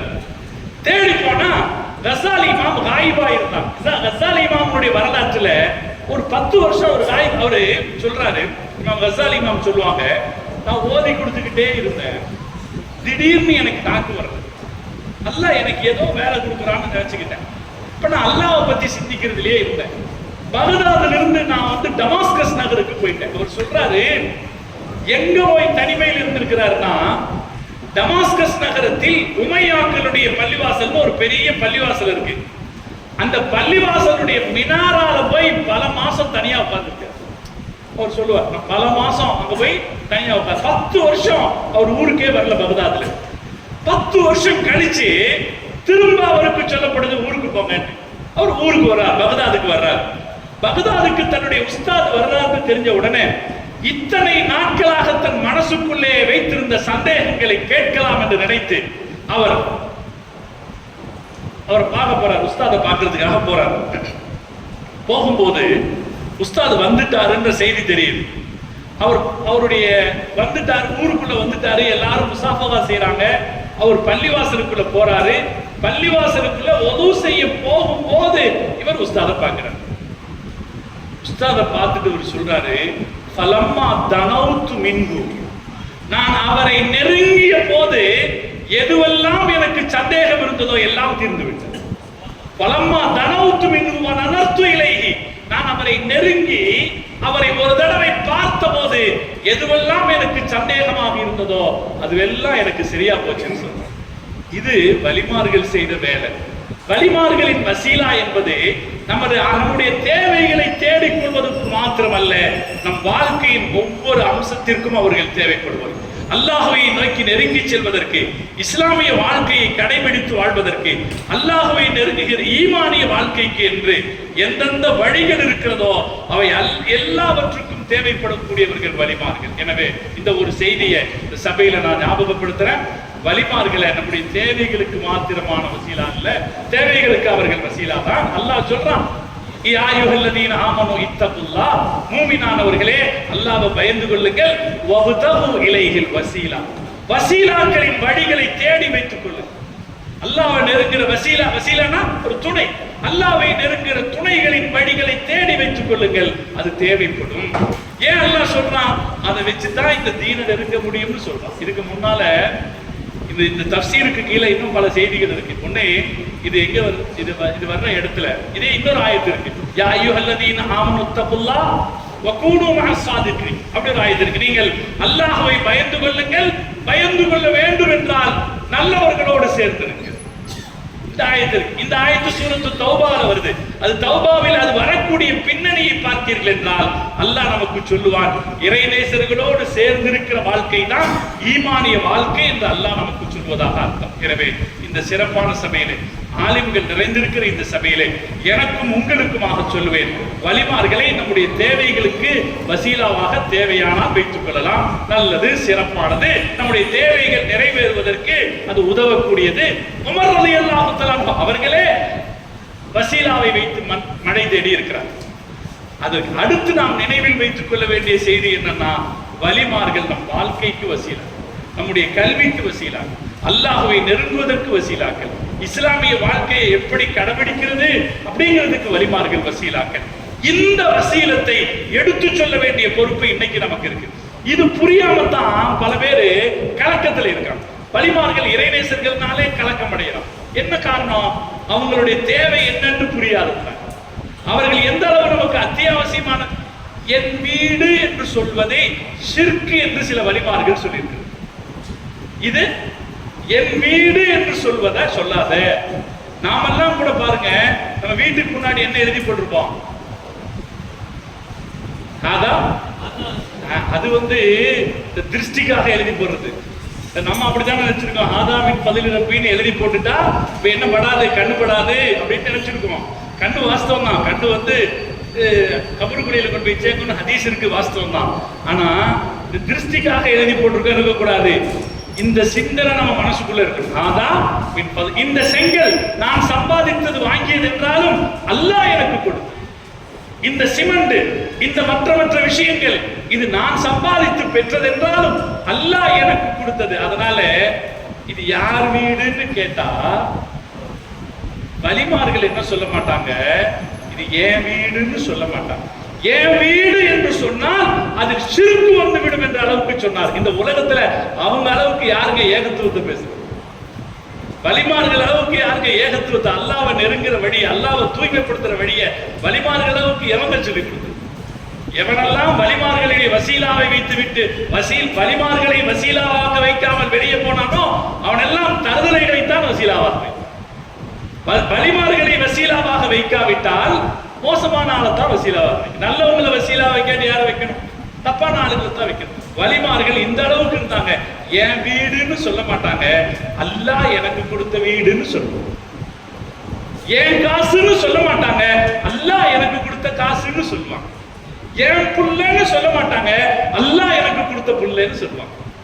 என் சொத்துன்னு சொல்ல மாட்டாங்க, அல்லாஹ் எனக்கு கொடுத்த சொத்துன்னு சொல்லுவாங்க. என் கல்வி என்று சொல்ல மாட்டார்கள், அல்லாஹ் எனக்கு கொடுத்த கல்வி என்று சொல்லுவாங்க. இதுதான் வலிமார்கள் சமூகத்தை பக்குவப்படுத்திய விதம். இந்த விதத்தை நாம் அறிந்து கொள்வதற்கு வலிமார்கள் வேண்டுமா இல்லையா? வலிமார்கள் வேண்டும். வலிமார்களை அந்த வகையிலே வசீலாவாக நாம வைக்க வேண்டும். சமூகத்துக்கு இந்த வகையில் வலிமார்களை நாம எடுத்து சொல்ல வேண்டும். ஆலிம்களுடைய கடமை அது. முஹீதீன் ஷேഖுடைய காலம் வருகிற போது நாம் அவர்களுடைய பெருமைகளை சொல்லிக் கொண்டு வருகிற போது அவர்களது வாழ்க்கை எவ்வளவு ஈமானிய வாழ்க்கையாக இருந்தது. வலிமார்களுடைய வாழ்க்கையை விட ஈமான சொல்லிக் கொடுக்கிறதுக்கு வேற வாழ்க்கை தேவையா? அந்த வாழ்க்கையை நாம் எடுத்து சொல்வோம். அது ஒரு வசீலா என்பதை அந்த கோணத்தில் நாம் எடுத்துச் சொல்கிற போது சமூகத்தில் சிறப்பான மாற்றங்கள் வருவதற்கு அது காரணமாக அமையும். அல்லாஹ் தௌஃபீக் செய்வானாக. இந்த சிறப்பான ஆலிம்களுடைய சபையிலே இவ்வளவு நேரம் நின்று சிறப்பான சில வார்த்தைகளை, சிறப்பான சில நபர்களை பற்றிய வார்த்தைகளை பேசுவதற்கு வாய்ப்பு கொடுத்தமைக்கு வரசத்துல் அம்பியா பேரவைக்கு என்னுடைய மனமார்ந்த நன்றியை தெரிவித்து விடைபெறுகிறேன். வாஹிரு தஅவானா அல்ஹம்துலில்லாஹி ரப்பில் ஆலமீன். அஸ்ஸலாமு அலைக்கும் வரஹ்மத்துல்லாஹி